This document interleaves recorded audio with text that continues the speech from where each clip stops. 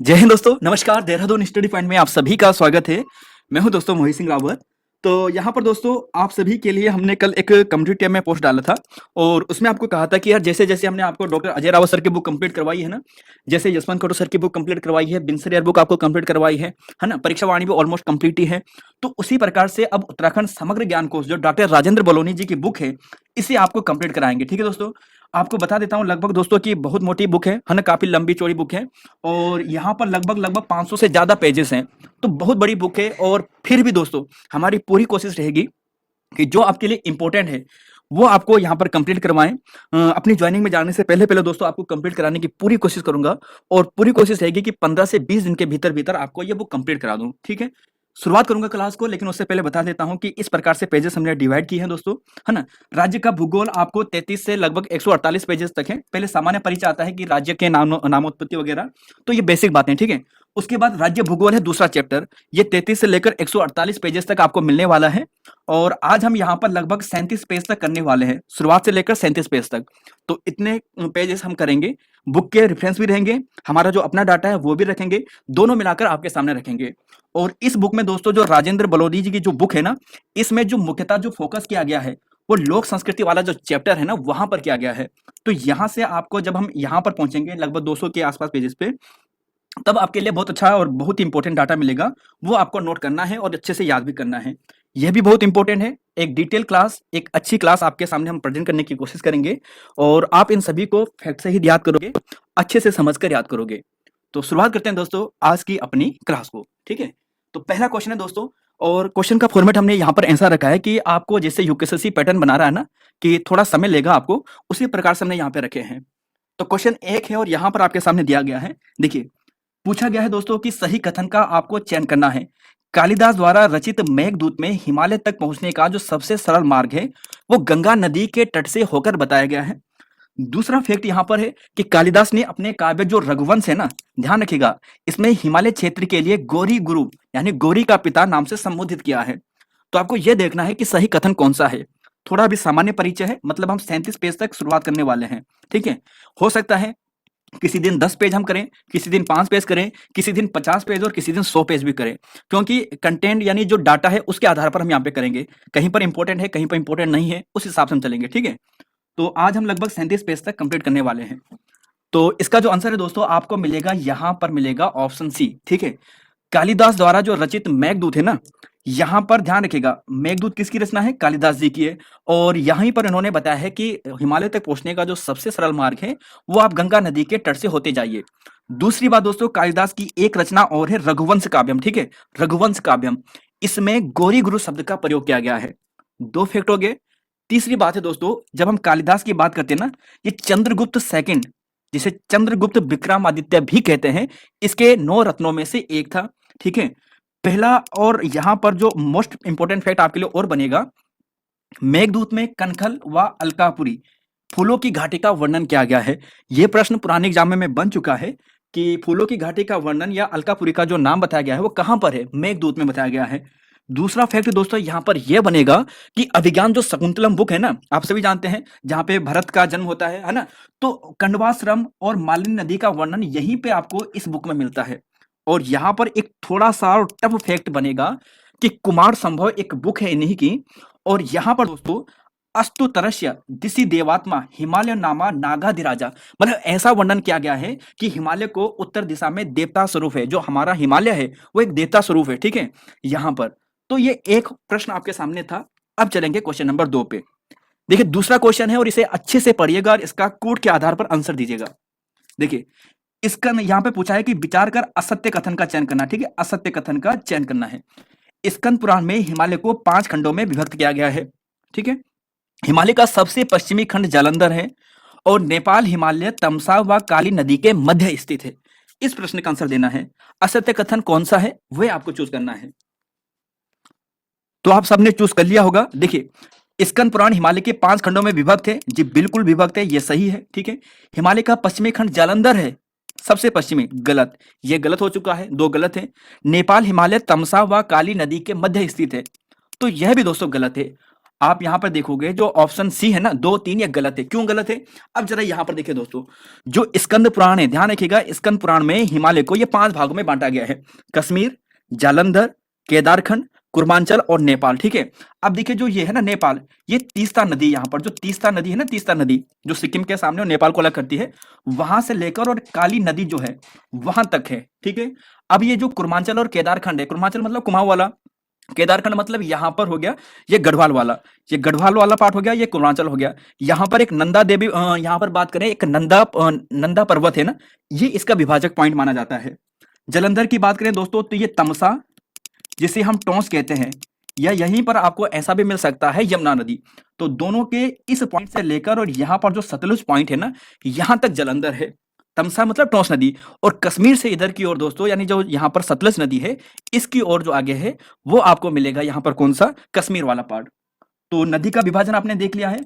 अब थोड़ा और देखिए, देखिए स्कंद पुराण में ही फूलों की घाटी को नंदन कानन कहा गया है। दूसरा इंपॉर्टेंट फैक्ट है, स्कंद पुराण में फूलों की घाटी को नंदन कानन कहा गया है। और केदारखंड यानी गढ़वाल का विस्तार बौद्धांचल, पश्चिम में तमसा नदी यानी टोंस नदी, तथा मानस खंड यानी कुमाऊं तक का विस्तार नंदा पर्वत से कालगिरी पर्वत तक यानी काली नदी तक माना जाता है। दोनों का विभाजक क्षेत्र नंदा पर्वत है। तो फैक्ट दोस्तों आपको क्लियर हो चुका होगा। आपने नदी भी देख ली तीस्ता, ठीक है, यहाँ पर आपने देखी काली, यहाँ पर आपने देखी तमसा नदी जिसे हम टोंस भी कहेंगे, और यहीं पर है यमुना नदी, यहाँ पर है सतलज नदी। तो इस हिसाब से नदियों का यहाँ पर विभाजन है, और ये फैक्ट आपके सामने है। क्वेश्चन नंबर दोस्तों 3 है, और इसका आंसर आपको देना है। पुराणों में उत्तराखंड क्षेत्र में सप्त सिंधु नदियों का वर्णन किया गया है, जिसमें से कौन सी सप्त सिंधु नदी के अंतर्गत नहीं है?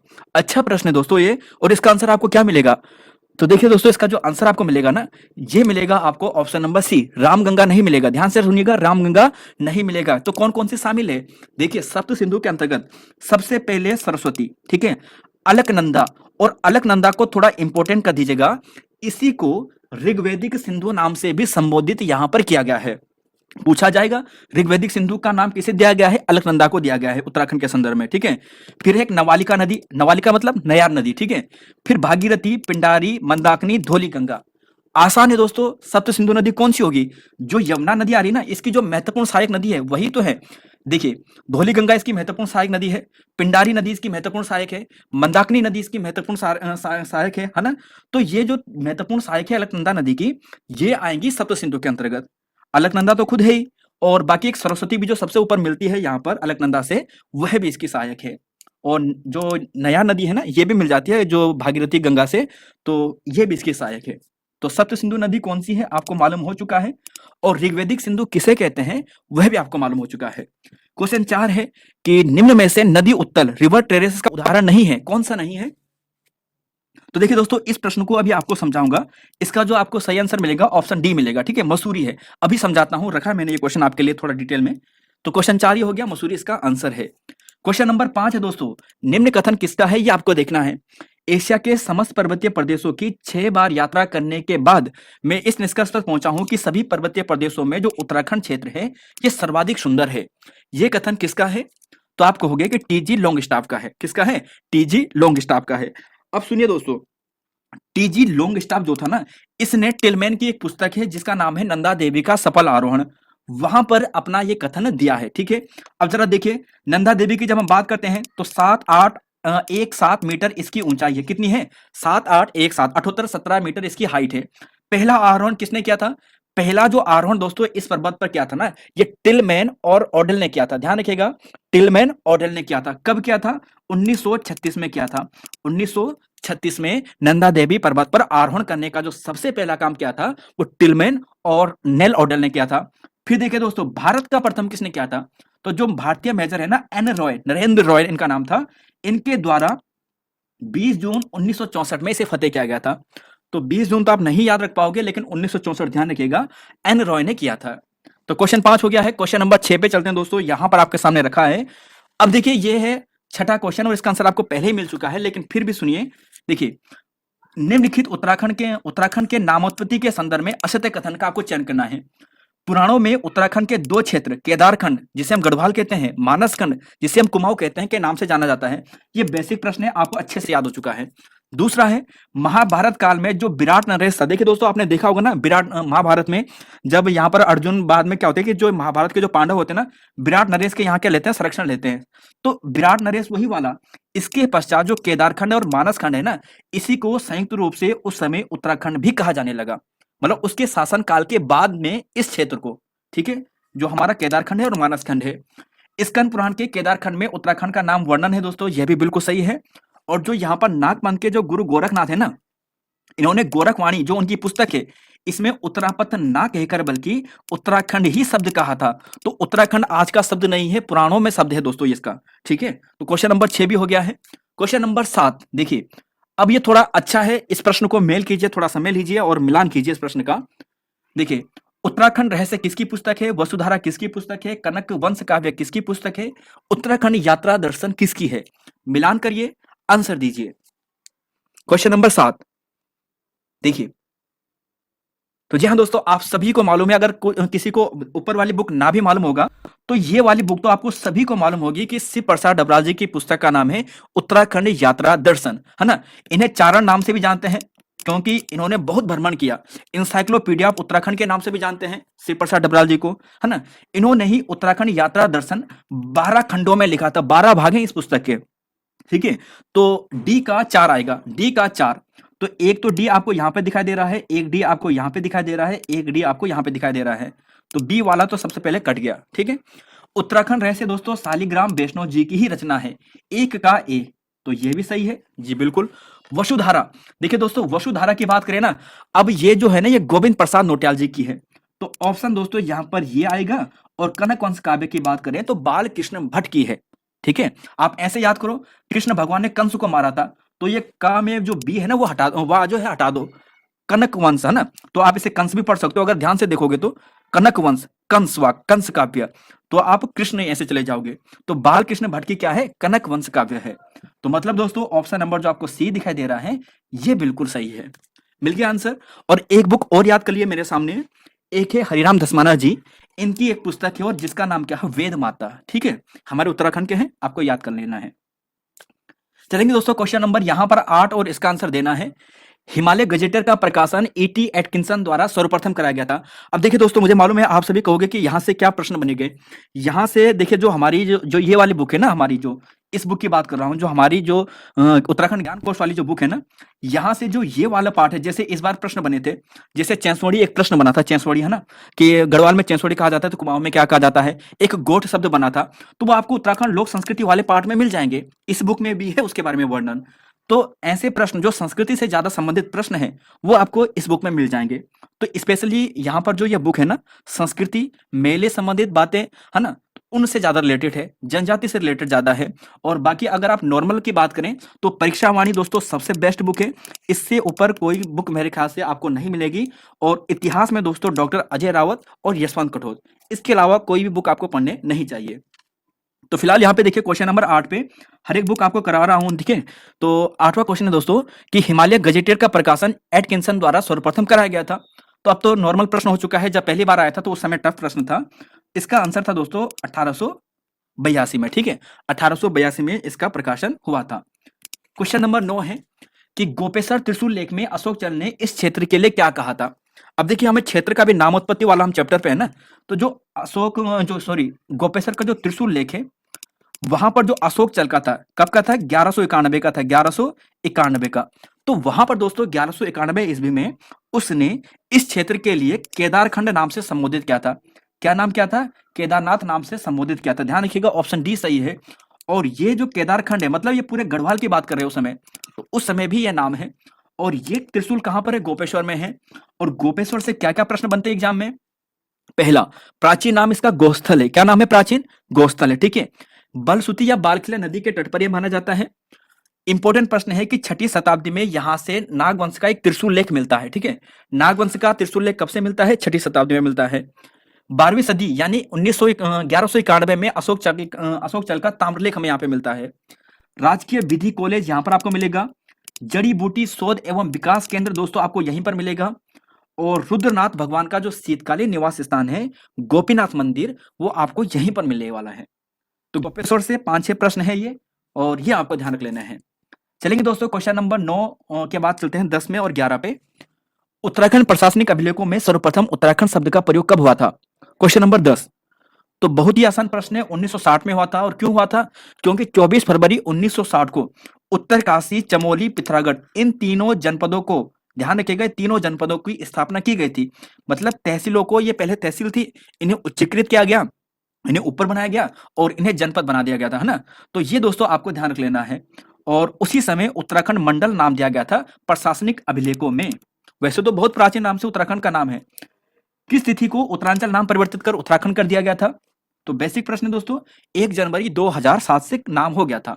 ठीक है, 1 जनवरी 2007 से यह नाम मान लिया गया था। क्वेश्चन नंबर 11 है, गढ़वाल नामोत्पत्ति के संदर्भ में निम्नलिखित सत्य कथन का चयन करें। निम्नलिखित में से सत्य कथन का चयन करें। अच्छे से पढ़िएगा और फिर आंसर दीजिएगा। देखिए, गढ़वाल शब्द गढ़ से मिलकर बना है, जिसका अर्थ होता है पहाड़ी क्षेत्र में सुरक्षा की दृष्टि से बनाए गए किलो, किलो से, है ना। तो गढ़ का मतलब किलो से। क्या ये सही है कथन? आप कहोगे कि जी बिल्कुल ये कथन सही है। दूसरा पढ़ते हैं, राय बहादुर पातीराम ने अपनी पुस्तक गढ़वाल एंसेंट एंड मॉडर्न, ये पुस्तक किसकी है? पातीराम जी की है। ठीक है, इन्होंने अजयपाल द्वारा सभी गढ़ों पर विजय फलस्वरूप अजयपाल को गढ़पाल नाम से संबोधित किया। तो गढ़पाल नाम से अजयपाल को यह नाम किसने दिया था? पातीराम जी ने दिया था। और क्यों दिया था? क्योंकि इन्होंने सभी गढ़ों को क्या किया था? इन पर विजय प्राप्त कर ली थी। जिसके बाद यहां पर क्या हुआ कि गढ़वाल नाम से ख्याति प्राप्त होने लग गई। तो दोस्तों यह कथन भी दोस्तों बिल्कुल सही है। तीसरा है, हरिकृष्ण रतूड़ी ने अपनी पुस्तक में इस क्षेत्र को गढ़वार, गढ़देश, गढ़वाला इस नाम से संबोधित किया है। तो दोस्तों क्वेश्चन नंबर 11 का राइट आंसर आपको मिलेगा सी। तीनों कथन सही है, तीनों कथन सही है। ठीक है, हरिकृष्ण रतूड़ी भी वाला सही है। पातीराम जी की जो पुस्तक है ना, गढ़वाल एंसेंट एंड मॉडर्न, ये पुस्तक बहुत बार एग्जाम में आ चुकी है। गढ़वाल एंसेंट एंड मॉडर्न 1917 में इसका प्रकाशन होता है, 1917। और कभी 1917 ऑप्शन में ना आए तो 1916 भी आप जा सकते हैं। तो ठीक है दोस्तों, क्वेश्चन नंबर 11 हो चुका है। और हाँ दोस्तों, एक है कविदत्त हैरे, जो हरिदत्त शैलेश भट्ट है ना, वो कुछ और तरीके से मांगते हैं गढ़वाल की उत्पत्ति। वो बोलते हैं कि यहाँ पर क्या है, जो छोटे छोटे गाढ़ गधेरे हैं ना, ये बहुत ज्यादा हैं। और इन्हीं छोटे छोटे गाढ़ गधेरों के कारण इस क्षेत्र को गढ़वाल नाम यहाँ पर धीरे धीरे पड़ने लग गया था। कौन मानते हैं? हरिदत्त शैलेश भट्ट ये मानते हैं। चलेंगे क्वेश्चन नंबर 12 पे। इसका आंसर देखिए, क्वेश्चन नंबर 13 है कि कुमाऊं नामोत्पत्ति के संदर्भ में सत्य कथन का आपको चयन करना है। अब कुमाऊं नामोत्पत्ति के संदर्भ में, ठीक है, अभी गढ़वाल था, अब कुमाऊं है। कुमाऊं को कुर्मांचल नाम भगवान विष्णु के कछुआ अवतार के कारण पड़ा है। क्या ये सही कथन है? एटकिंसन के उत्तराखंड गजेटियन में चंपावत के फुगर पहाड़ी में स्थित घटकू मंदिर, घटोत्कच का जो मंदिर है, इसके निकट का उल्लेख जो कुर्म स्थान है उसके रूप में किया गया है। Question number 13। तो देखिए दोस्तों, ऑप्शन जो आप यहाँ पर ए देख रहे हैं ना, केवल यही सत्य कथन है। आप सभी जानते हैं जो यहाँ पर चंपावत है ना, चंपावत का जो कुर्म क्षेत्र है या कुर्म, उसी के नाम पर क्या पड़ा है, यहाँ पर कुमाऊं नाम पड़ा है। और कछुआ किसका अवतार है? भगवान विष्णु का अवतार है। जब भगवान विष्णु ने कछुआ अवतार लिया था ना, तो बोला जाता है कि अपनी पीठ पर यहीं पर उन्होंने क्या किया था कि समुद्र मंथन का समुद्र मंथन का जो वो था ना, जब समुद्र मंथन हो रहा था तो उस पहाड़ी को ऊपर किया था। तो जब पहाड़ी को ऊपर किया था तो यहीं पर कच्छप का अवतार ऐसा बना था। तो कुर्मांचल नाम इसी के नाम पर, यानी भगवान विष्णु जी के नाम पर यहां पर पड़ा। ठीक है, अब इसका वर्णन एटकिंसन भी करता है, लेकिन उत्तराखंड गजेटियर तो दोस्तों इनकी पुस्तक है ही नहीं। हिमालयन गजेटियर है ना दोस्तों इनकी पुस्तक, तो उत्तराखंड गजेटियर तो इनकी पुस्तक है ही नहीं। इनकी पुस्तक का नाम क्या है? हिमालयन गजेटर। और हाँ दोस्तों, यह भी ध्यान रखेगा, जो घटको मंदिर है ना, घटको मंदिर जिसे हम घटोत्कच मंदिर कहते हैं, कहां पर है? चंपावत में है। तो यह फैक्ट आपको ध्यान रखना है। केवल हिमालयन गजेटर यहाँ पे होना चाहिए था, बाकी सभी सही है। तो देखिए दोस्तों, जो नामोत्पत्ति वाला जो पार्ट था ना, ये यहाँ पर खत्म हो चुका है। अब यहाँ पर आते हैं भूगोल वाले पार्ट पे। उत्तराखंड के निम्नलिखित भौगोलिक वर्णन के संदर्भ में गलत कथन का चयन करिए। ये भारत के उत्तर पश्चिम दिशा में स्थित है। राज्य का अक्षांश विस्तार 28 डिग्री 43 मिनट से लेकर 31 डिग्री 27 मिनट तक है। राज्य का देशांतर 77 डिग्री 34 मिनट से लेकर 81 डिग्री 2 मिनट तक का है। तो क्या सही है? कौन सा कथन यहाँ पर गलत है? तो जी हाँ दोस्तों, ऑप्शन डी यहाँ पर गलत है। ठीक है, देखिए, राज्य का कुल जो पर्वतीय क्षेत्रफल है ना, वो 86.07% है। ठीक है, और मैदानी जो है वो 13.93% है। 13.93%। अगर कुल एरिया की बात करें तो 46,035, और अगर मैदानी की बात करें तो 7,448। बाकी सभी सही है। जो अक्षांश विस्तार है वो 28 डिग्री 43 मिनट से लेकर 31-27 तक है। और राज्य का जो देशांतर विस्तार है वो कितना है, वो 77 डिग्री से लेकर 81 डिग्री 02 मिनट तक है। ठीक है, तो बाकी ये सभी सही है। क्वेश्चन नंबर 13 देखिए, सामान्यतः उत्तराखंड में हिमालय राज्य को कितने भौगोलिक प्रदेशों में बांटा गया है? तो बहुत अच्छा प्रश्न है और आंसर आपको मिलेगा 8। कौन कौन से? ट्रांस हिमालय, महान हिमालय, मध्य, दून, शिवालिक, भाबर, तराई, गंगा। ठीक है, यही दोस्तों इनका कर्म भी है। अब देखिए दोस्तों, थोड़ा आगे बढ़ेंगे, लेकिन एक चीज जैसे कि आप सभी जानते हैं ना कि हमारा हिमालय जो है ना कुछ इस प्रकार से बंटा हुआ है। हमारा जो उत्तराखंड है ना वो कुछ इस प्रकार से, ठीक है। अब जब हमारा उत्तराखंड कुछ इस प्रकार से है तो यहाँ पर अगर आप देखोगे तो हमने इस हिसाब से बांटा है। महान हिमालय, ट्रांस हिमालय, सबसे ऊपर आपको दिखाई दे रहा है ट्रांस हिमालय, ठीक है। फिर मध्य या महान हिमालय, फिर बुग्याल वाला क्षेत्र, फिर बीच में मध्य जिसे हम लघु भी कहते हैं और जिसे हम आंतरिक हिमालय भी कहते हैं। फिर नीचे दून हिमालय या दून घाटी, फिर शिवालिक जिसे हम बाह्य हिमालय कहते हैं, और सबसे नीचे मैदानी क्षेत्र। तो हिमालय का विभाजन दोस्तों कुछ इस प्रकार से है। और 600 मीटर औसतन अगर हम बात करें तो इससे नीचे वाले क्षेत्र मैदानी क्षेत्र में आएंगे, ठीक है। 1200 मीटर तक के जो क्षेत्र होंगे लगभग लगभग ये शिवालिक के अंतर्गत आएंगे। 1500 मीटर के आसपास या थोड़ा नीचे भी होता है, वैसे 700 भी आ जाता है कहीं पर, तो ये दून घाटी क्षेत्र के अंतर्गत आते हैं, ठीक है। और बाकी दोस्तों 3500 मीटर तक मध्य हिमालय आता है, और 4500 मीटर से ऊपर 7817 हमारे उत्तराखंड की सबसे ऊंची चोटी है नंदा देवी, वहां तक महान हिमालय है, ठीक है। और हिमालय का जो पार है वो ट्रांस हिमालय है। तो ये तो बेसिक बातें थी।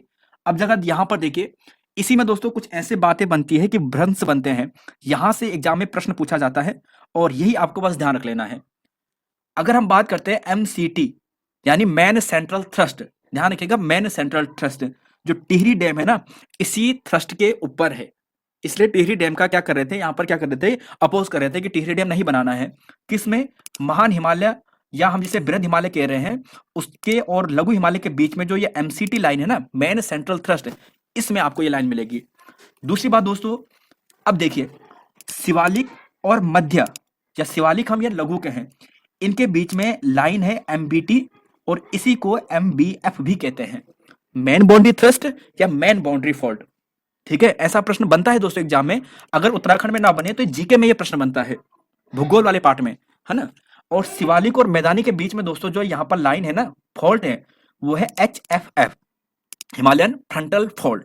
तो बस दोस्तों आपको केवल ये फैक्ट ध्यान रख लेने हैं, ठीक है। और ट्रांस हिमालय की बात करें, मतलब महान हिमालय और बृहद हिमालय के को जो अलग करने वाली जो लाइन है ना, इसे बोलते हैं ट्रांस हिमालय, इसे बोलते हैं ITSZ, ठीक है। ट्रांस हिमालय और महान हिमालय को अलग करने वाला, महान हिमालय को ही दोस्तों हम हिमाद्री भी कहते हैं, ठीक है, या ग्रेटर हिमालय जिसे हम बोलते हैं। और ITSZ का मतलब होता है इंडस सांगपो सेटुरे जोन। तो हिमालय के भ्रंश भी आपने देख लिया है। अब चलते हैं थोड़ा आगे। राज्य में स्थित जो कामेट पर्वत है वो हिमालय के किस भाग में आता है? अब देखिए, जितने भी ऊंचे ऊंचे पर्वत हैं, सारे ऊंचे ऊंचे पर्वत, वो सारे दोस्तों महान हिमालय के अंतर्गत आएंगे। किसके अंतर्गत? महान हिमालय के अंतर्गत। आपको फैक्ट जो याद करने हैं ना वो आपको बताता हूं। देखिए, जिसे हम ग्रेटर हिमालय कहते हैं ना, इसी को हम हिमाद्री नाम से भी जानते हैं। किस नाम से? हिमाद्री नाम से। जितने भी सबसे ऊंचे ऊंचे पर्वत है ये इसी के अंतर्गत आएंगे, ठीक है। 4500 मीटर से ऊंचाई वाले सारे जो पर्वत होंगे वो इसी के अंतर्गत आएंगे। इंपॉर्टेंट जो फैक्ट यहां पर बनेगा वो ये बनेगा कि इस क्षेत्र में वर्षा जो होती है, बारिश होती है, वो सबसे कम होती है।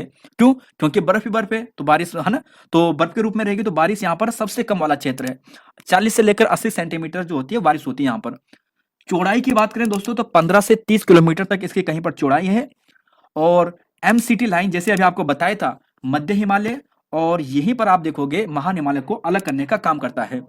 जो हमारी राज्य की जो भोटिया जनजाति है ना, चाहे हम सोका जनजाति की बात करें, जोहारी जनजाति की बात करें, जो ऊपर ऊपर रहते हैं, वो सभी इसी क्षेत्र के अंतर्गत आती है, ठीक है। और इस हिमालय का निर्माण इयोसीन से ओलिगोसीन काल, हिमालय के काल है ये, इयोसीन से ओलिगोसीन, इसके बीच में हुआ है। तो क्वेश्चन 14 ये हो चुका है। क्वेश्चन 15 पे आते हैं, ठीक है। 15वां क्वेश्चन है दोस्तों, यहाँ पर कुछ ताल है और ये ताल किस क्षेत्र के अंतर्गत है ये आपको देखना है। 15वां क्वेश्चन देखिए दोस्तों, एक चीज तो हमें माननी पड़ेगी, ठीक है। कुछ चीजें हमें क्या होगा, जैसे हम यहाँ पे ज्योग्राफी पढ़ रहे हैं ना अभी, तो ज्योग्राफी में अभी आपके सामने कुछ ऐसे फैक्ट हैं जो थोड़ा टफ भी लगे आपको, कुछ सरल भी लगेंगे, लेकिन आपको सारे पढ़ने हैं, ठीक है। जो डिटेल से पढ़ेगा अब सिलेक्शन उसी का हो रहा है। जो डिटेल से पढ़ रहा है, क्योंकि अब यूकेएसएससी ने पेपर का जो लेवल है ना वो इतना टफ बना दिया है ना कि अगर आप सिंपल छोटा-मोटा पढ़ के जाओगे ना, आप फँस जाओगे वहाँ पर। जब तक आपको डिटेल नहीं आती उस प्रश्न की, आप नहीं कर पाओगे उस प्रश्न को। तो डिटेल से पढ़िएगा इन प्रश्नों को। नैनीताल में स्थित प्रमुख ताल जैसे ये है ना नौकुचिया, सात, भीमताल जो भी हैं, ये किस हिमालय के अंतर्गत हैं? तो आप कहोगे कि ये मध्य हिमालय के अंतर्गत है। किसके हिमालय के अंतर्गत? मध्य हिमालय के अंतर्गत। और जब हम मध्य हिमालय की बात करते हैं ना, तो जो एमसीटी लाइन यहाँ पर आपने देखा था ना ऊपर वाली, उसके बाद हमने एमबीटी लाइन बताई थी। तो ये जो लाइन है ना, ये शिवालिक से अलग करती है मध्य हिमालय को। अभी आपको एक फिगर बताया था, उसे याद करना बस, ठीक है? राज्य की अधिकांश नदियां दोस्तों कहाँ से निकलती है? राज्य की जो अधिकांश नदियां है ना, वो महान हिमालय से निकलती है। ठीक है, जैसे गंगा हो गया, चाहे हम भागीरथी की बात करें, अलकनंदा की बात करें, जो बड़ी बड़ी नदियां हैं वो सभी महान हिमालय से निकलती है।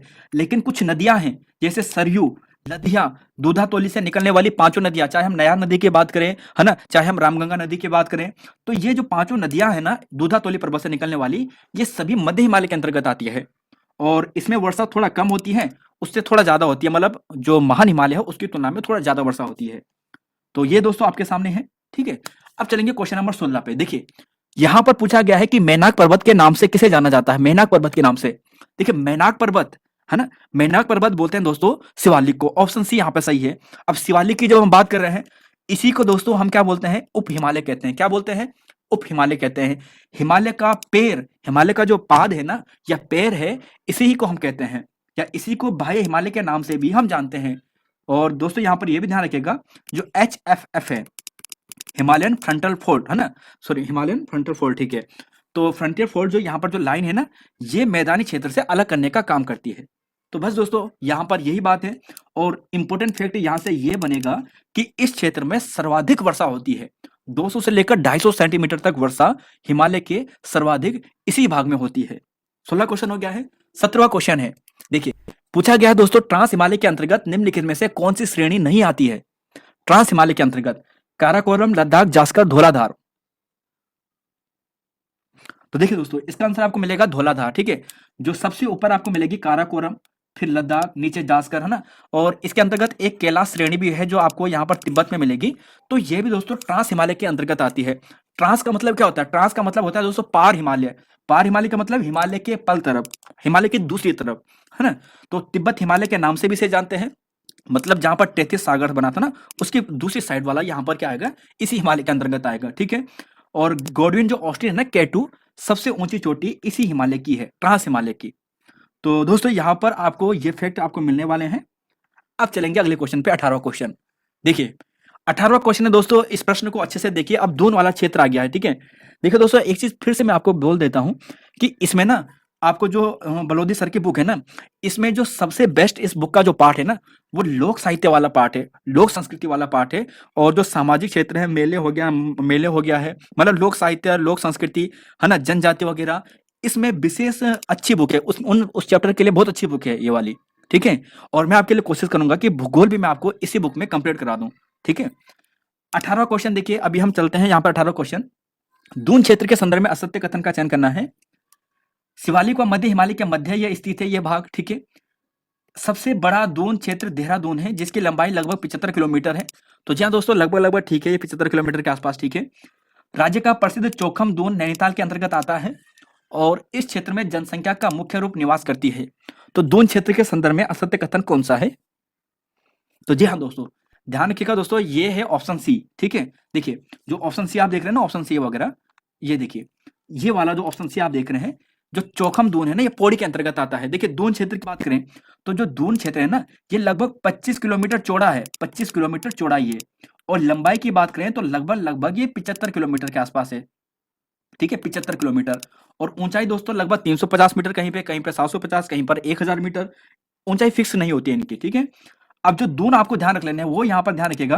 प्रश्न ऐसा बन चुके हैं एग्जाम में कि कौन सा दून उत्तराखंड में नहीं है। तो उत्तराखंड के दून की बात करें तो देखिए कोठारी दून, चौखम दून, ये पौड़ी गढ़वाल में है। कोठारी चौखम दून कहां पर है? पौड़ी गढ़वाल में, ठीक है। अब जैसे एक है पाटली दून, कोटा दून, तो ये दोनों दोस्तों आपका नैनीताल में आपको मिलने वाले। कहां पर? नैनीताल में। और ऐसे दोस्तों अगर यहाँ पे पूछा जाए कुछ और दून है, जैसे दून हो गया है ना, पछवा दून हो गया, पूर्वी दून हो गया, चंडी, कोटा, हरकी दून, तो ये सारे हमारे उत्तराखंड में ही है। तो बस दोस्तों दून क्षेत्र से आपको यह फैक्ट ध्यान रखना है। अब देखिए ये दोस्तों लास्ट वाला पार्ट है, जो नीचे तराई भाबर वाला क्षेत्र है, ठीक है। ये आपको दिखाई दे रहा है भाबर। देखिए सबसे पहले हिमालय पर्वत हो गया, हिमालय से बड़े बड़े पत्थर नीचे टूट कर आए। इस जो बड़े बड़े पत्थर बने ना, बड़े बड़े मिट्टी के पत्थर या मिट्टी के ढेर हो गया है, बड़े बड़े पत्थर का ढेर हो गया है। तो उबड़ खाबड़ वाले जो पार्ट है, इसको दोस्तों ध्यान रखिएगा भाबर कहते हैं। क्या कहते हैं? भाबर कहते हैं। और यही जब ये बड़े बड़े पत्थर थे धीरे धीरे खिसकते गए नदी के दौर में, तो ये महीन होते गए, तराई क्षेत्र में आते गए, मतलब महीन कण में बदलते गए। और इसी को दोस्तों ध्यान रखिएगा तराई कहते हैं। ठीक है, तराई वाले में महीन कण युक्त दलदली मिट्टी क्या आएगी? तराई क्षेत्र में आएगी। और पाताल तोड़ कुएं इसी क्षेत्र में पाए जाते हैं। और इसकी दोस्तों इन दोनों की जो जलवायु है ना, उपोष्ण जलवायु है। एग्जाम में आ चुकी है कि तराई भाबर क्षेत्र में किस प्रकार की जलवायु पाई जाती है? उपोष्ण जलवायु। ठीक है, उपोष्ण जलवायु यहां पर पाई जाती है। अब जरा लास्ट फैक्ट देखिए, ये नदी हो गई, नदी के किनारे ये आपको नवीन मिट्टी दिखाई दे रही होगी भूरी भूरी कलर की, इसे बोलते हैं नवीन प्रकार की जलोढ़ मिट्टी। यानी जो नई मिट्टी है, नदी द्वारा बनाई गई जो मिट्टी है नवीन, इसे बोलेंगे जलोढ़ मिट्टी। और दोस्तों ये दूर हो गया ना, जो काफी समय हो गया, जो हरी हो चुकी है, काफी देर हो चुका है इस मिट्टी को, इसे बोलते हैं बांगर। देखिए नवीन प्रकार की जो जलोढ़ मिट्टी है इसे बोलते हैं खादर, और पुरानी प्रकार की जो जलोढ़ मिट्टी है इसे बोलते हैं यहां पर बांगर। बांगर खादर, नवीन प्रकार की जलोढ़ मिट्टी खादर, पुराने प्रकार की जलोढ़ मिट्टी बांगर। ठीक है, तो बस दोस्तों यहां से केवल इतना फैक्ट था।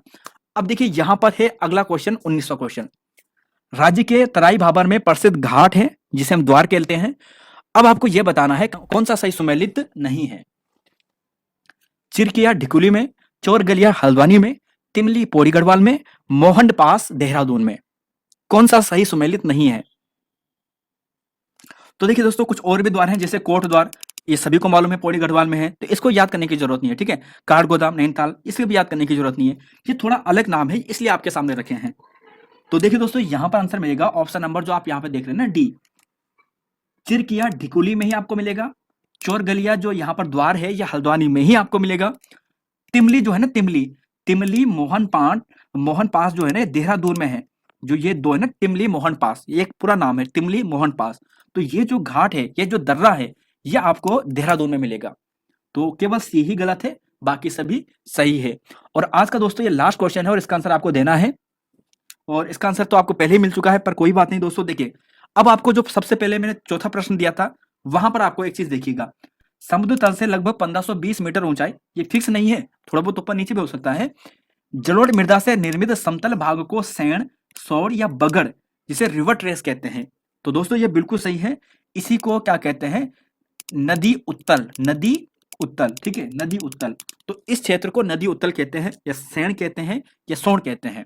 ठीक है, आपने देखा होगा ना उत्तल लेंस कैसा होता है, ऐसा होता है। तो ये प्रकार का जो लेंस है ना उत्तल, तो ऐसा ही है दोस्तों। ठीक है, सैण, सोण, बगड़, जलोढ़ मिट्टा के जो नवीन भाग होगी, नदी के किनारे वाला भाग, इसे हम क्या बोलते हैं? सैण बोलते हैं, बगड़ भी बोलते हैं। अब यमुना नदी के तट पर स्थित भटवारी इसी प्रकार का उदाहरण है। तो दोस्तों गलत है, जो ये है ना भटवारी, ये आपको भागीरथी नदी के तट पर मिलेगा, ना कि यमुना नदी पर। प्रश्न अच्छा था, फंस सकते थे आप, लेकिन आंसर आपको पहले ही मिल गया यहाँ पर। तो भागीरथी में आपको भटवारी, बाड़ाहाट मिलेगा, अलकनंदा में पनाई, गोचर, श्रीनगर। तो नदी के किनारे की ये प्रसिद्ध क्या है? सोन बगड़ क्षेत्र है, या इसी का आपका आ सकता है नदी उत्तल या रिवर ट्रेस इंग्लिश में। तो ये था दोस्तों आज के 20 क्वेश्चन हमने रखे हैं। ठीक है, कल हम पेज नंबर 38 से लेकर 48 तक चलेंगे।